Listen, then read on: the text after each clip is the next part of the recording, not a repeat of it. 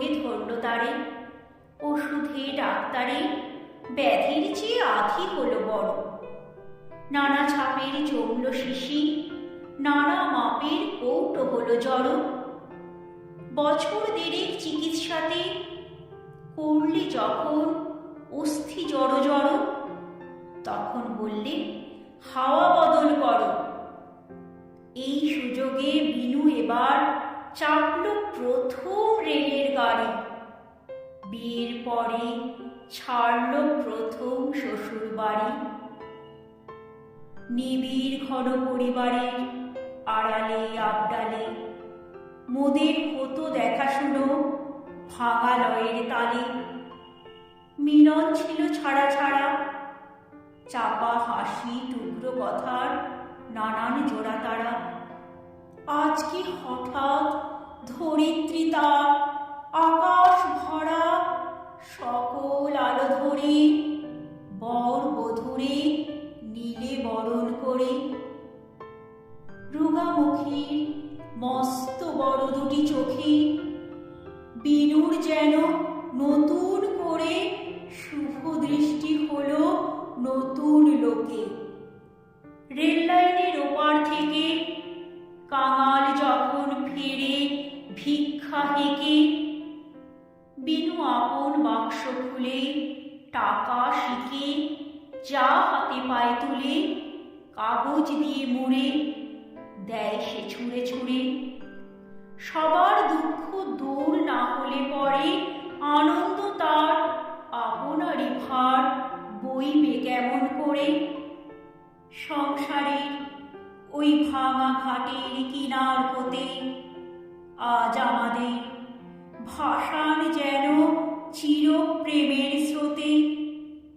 তাই যেন আজ দানে ধ্যানে ভরতে হবে সে যাত্রাটি বিশ্বের কল্যাণে। বিনুর মনে জাগছে বারে বার, নিখিলে আজ একলা শুধু আমি কেবল তার। কেউ কোথা নেই আর, শ্বশুর ভাসুর সামনে পিছে ডাইনে বাঁয়ে। সেই কথাটা মনে করে পুলক দিল গায়ে। বিলাসপুরের স্টেশনে বদল হবে গাড়ি, তাড়াতাড়ি নামতে হলো। 6 ঘন্টা কাল থামতে হবে যাত্রীশালায়। মনে হলো এ এক বিষম বালায়। বিনু বললে, কেন, এই তো বেশ। তার মনে আজ নেই যে খুশির শেষ। পথের বাঁশি পায়ে পায়ে তারে যে আজ পড়েছে চঞ্চলা। আনন্দে তাই এক হলো তার পৌঁছনো আর চলা। যাত্রীশালার দুয়ার খুলে আমায় বলে, দেখো দেখো একটা গাড়ি কেমন চলে। আর দেখেছো বাছুরটি ওই মরে যায় চিকন নধর দেহ, মায়ের চোখে কি সুগভীর স্নেহ। ওই যেখানে দিঘির উঁচু পাড়ি, শিশু গাছের তলাটিতে পাঁচিল ঘেরা ছোট্ট বাড়ি। ওই যে রেলের কাছে স্টেশনের বাবু থাকে, আহা ওরা কেমন সুখে আছে। যাত্রীঘরে বিছানাটা দিলেম পেতে, বলে দিলেন, বিনু এবার চুপটি করে ঘুমো আরামেতে। প্ল্যাটফর্মে চেয়ার টেনে পড়তে শুরু করে দিলেন ইংরেজি এক নভেল কিনে এনে। গেল কত মালের গাড়ি, গেল প্যাসেঞ্জার, ঘন্টা 3 হয়ে গেল পার। এমন সময় যাত্রীঘরের দ্বারের কাছে বাহির হয়ে বললে বিনু, কথা একটা আছে। ঘরে ঢুকে দেখি কে এক হিন্দুস্থানি মেয়ে আমার মুখে চেয়ে সেলাম করে বাহির হয়ে রইল ধরে বারান্দাটার থাম। বিনু বললে, রুক্মিণী ওর নাম। ওই যে কোথায় কুয়োর ধারে সারবাঁধা ঘরগুলি, ওইখানে ওর বাসা আছে। স্বামী রেলের কুলি। 1300 কোন সনে দেশে ওদের আকাল হলো। স্বামী স্ত্রী 2 জনে পালিয়ে এলো জমিদারের অত্যাচারে। 7 বিঘে ওর জমি ছিল, কোন এক নদীর ধারে।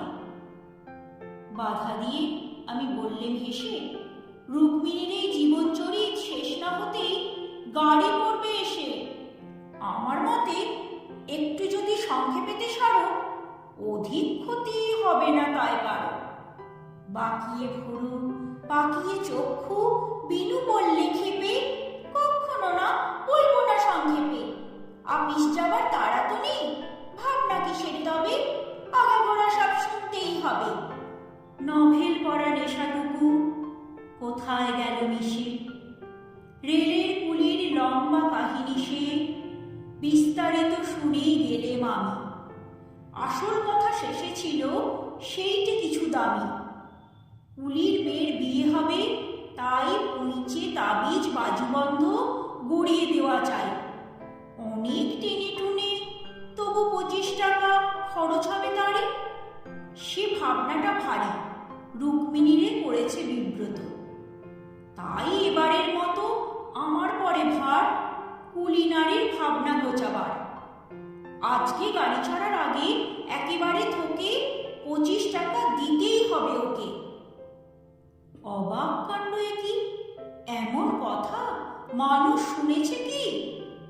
যাতে হয়তো মেথর হবে, কিংবা নেহাত ওচা। যাত্রী ঘরের পরে ঝাড়া মোছা, 25 টাকা দিতেই হবে তাকে।